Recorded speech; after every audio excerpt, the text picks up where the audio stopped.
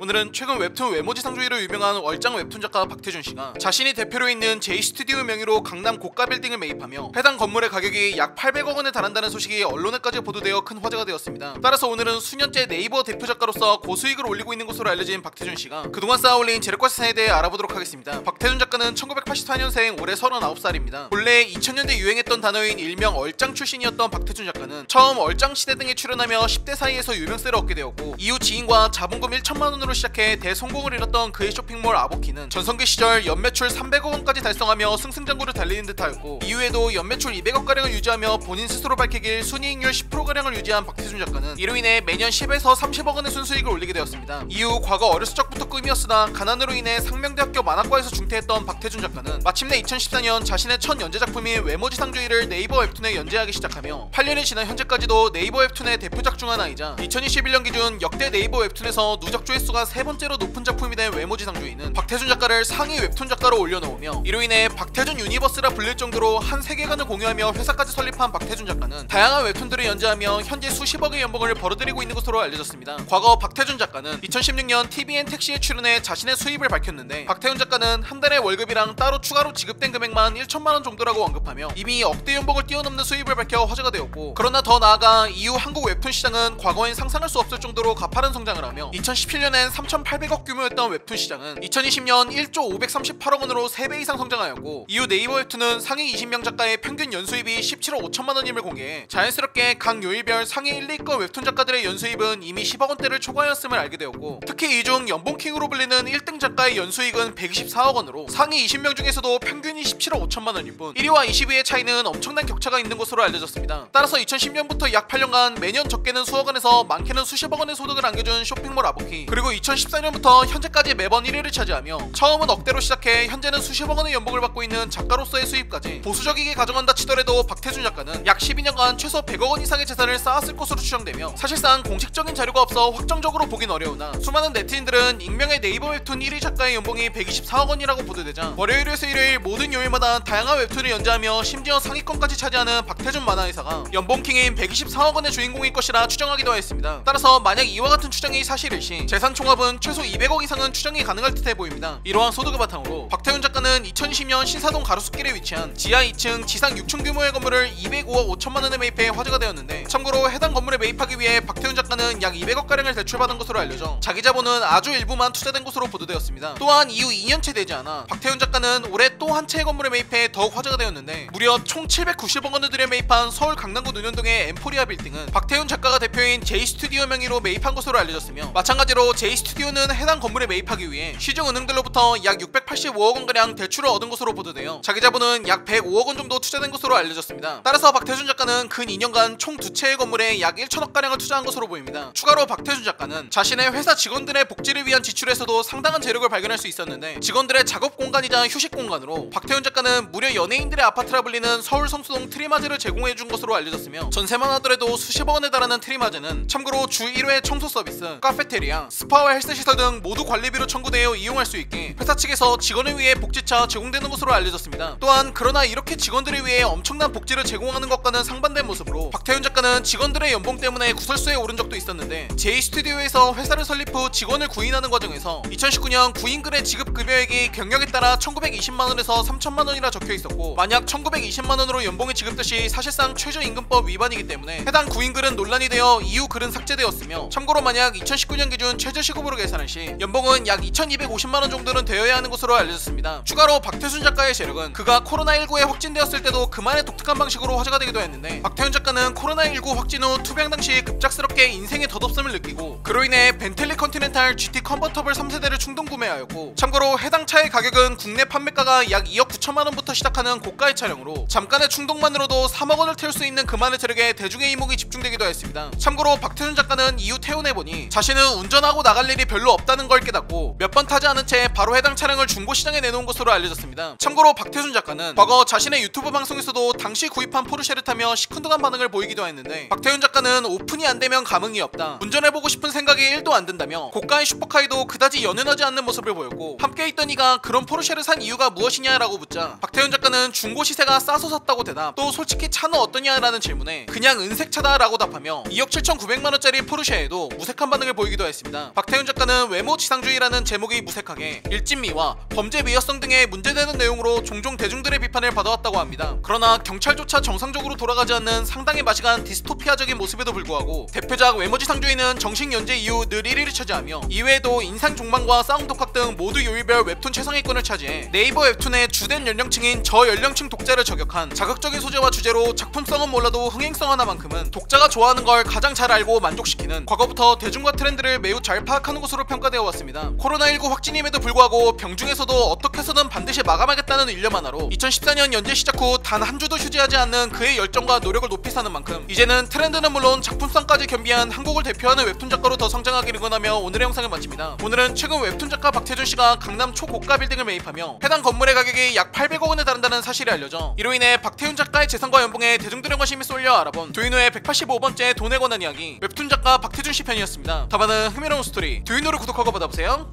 감사합니다.